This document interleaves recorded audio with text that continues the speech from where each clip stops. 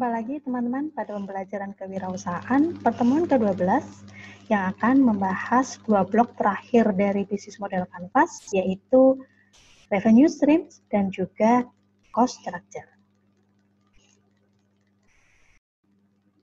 Teman-teman semuanya, blok terakhir dari bisnis model Canvas akan mengulas tentang revenue streams dan cost structure. Tentunya ini dimaksudkan untuk teman-teman bisa mengetahui, lalu kemudian juga nantinya bisa mempraktekkan dalam penyusunan tentang aspek-aspek keuangan yang berhubungan dengan revenue stream dan cost structure.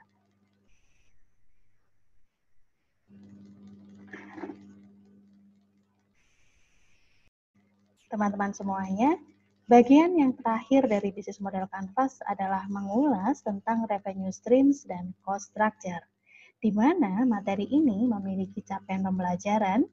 Setelah mempelajari materi ini, diharapkan mahasiswa dapat mengetahui dan menjelaskan kembali definisi tentang revenue streams, mengetahui dan menjelaskan kembali jenis-jenis revenue streams, mengetahui dan menjelaskan kembali definisi tentang cost structure, dan yang terakhir adalah mengetahui dan menjelaskan kembali jenis-jenis dari cost structure. Tentunya setelah teman-teman bisa mengetahui apa saja yang kita pelajari pada hari ini, teman-teman bisa segera mempraktekkan di dalam penyusunan bisnis model Canvas, terutama adalah pada blok yang terakhir, revenue stream dan cost structure.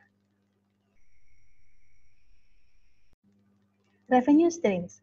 Apa sih yang dimaksud dengan revenue stream? Sesuai dengan namanya, revenue, yaitu pendapatan. Jadi, pada blok ini akan mengulas hal apa saja yang dapat menjadi sumber pemasukan bagi bisnis. Nah, teman-teman, untuk bisa mengisi tentang revenue streams, kita harus mengetahui tentang jenis-jenis dari revenue streams. Revenue streams terdiri dari asset sales. Apakah kita mendapatkan pemasukan dari penjualan produk, entah itu barang, entah kemudian itu jasa yang kita tawarkan.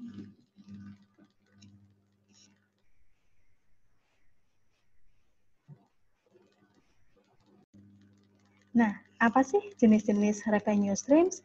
Revenue streams yang pertama adalah asset sales, yaitu pemasukan dari penjualan produk.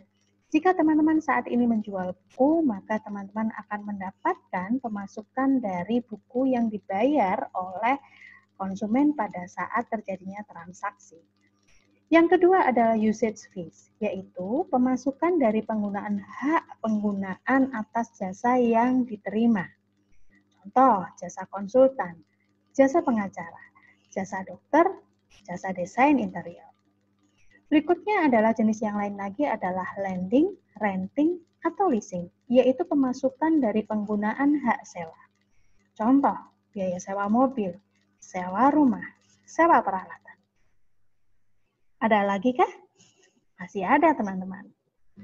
Ada subscription fee, yaitu pemasukan dari penggunaan hak akses yang customer terima. Contoh, biaya langganan paket film, biaya langganan pada fitness center. Yang lainnya adalah licensing dan franchise fee, yaitu pemasukan dari penggunaan hak akses yang customer gunakan. Contoh, adanya hak cipta atau copyright, franchise fee. Berikutnya adalah komisi atau brokerage, yaitu pemasukan dari jasa perantara yang customer gunakan. Contoh pada bisnis properti atau bisnis asuransi. Dan yang terakhir adalah dari advertising, yaitu pemasukan dari pemasangan iklan.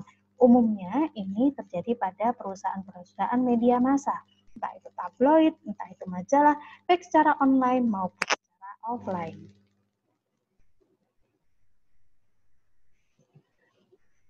Nah, teman-teman semuanya, revenue tadi bisa dalam bentuk fix dan variabel. Revenue dalam bentuk fix seperti yang tadi sudah kita pelajari, bisa berupa asset sales, usage fee, lending, renting, maupun leasing, atau kemudian licensing, subscription fee, dan sebagainya. Akan tetapi kalau revenue dalam bentuk variabel adalah pemasukan yang teman-teman dapatkan dari penjualan barang-barang yang tidak kita produksi sendiri. Contoh, misalnya teman-teman usahanya adalah baby spa.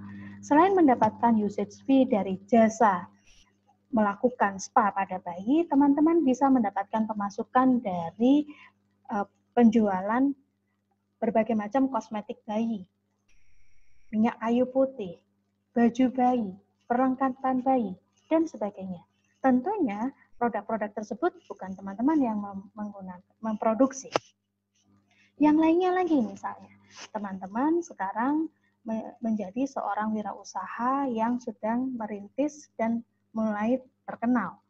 Nah, teman-teman sering diminta untuk mengisi pada workshop, mengisi acara-acara talk show kewirausahaan, dan mendapatkan fee, katakanlah.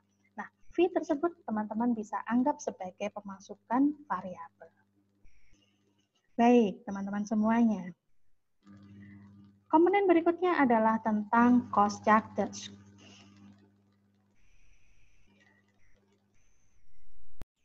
Kita sampai pada bagian berikutnya, yaitu membahas tentang cost structure atau struktur biaya. Struktur biaya di sini adalah rincian biaya-biaya yang harus Anda keluarkan untuk melakukan key activities, melakukan apa saja yang sudah dirumuskan pada customer relationship, dan juga biaya-biaya yang muncul dari adanya channel. Semuanya tentunya ditujukan untuk menghasilkan value proposition.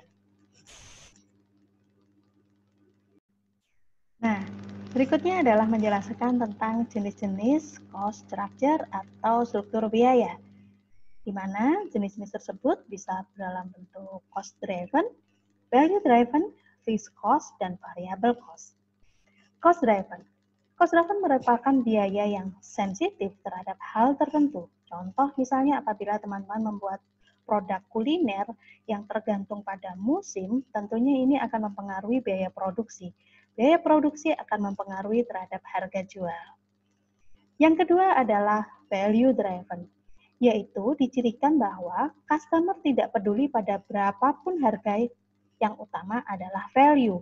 Tentunya value driven umumnya akan ditemui pada produk-produk yang unik seperti produk-produk seni, produk-produk yang artistik.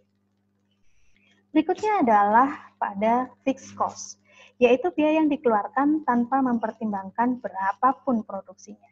Contoh misalnya adalah biaya pegawai, terutama ini pegawai tetap ya teman-teman.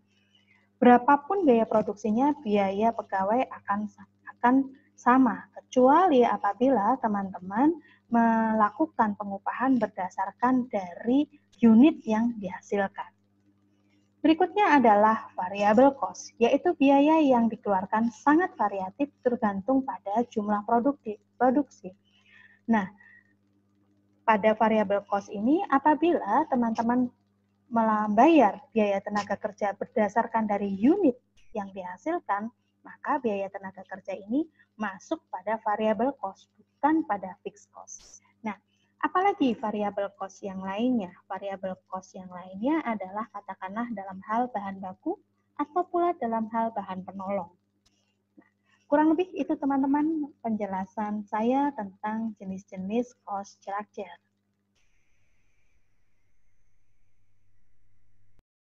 Teman-teman semuanya, demikianlah akhir dari pembelajaran tentang 2 blok terakhir dari bisnis model Canvas, yaitu tentang revenue streams dan juga tentang cost structure. Semoga bermanfaat. Terima kasih.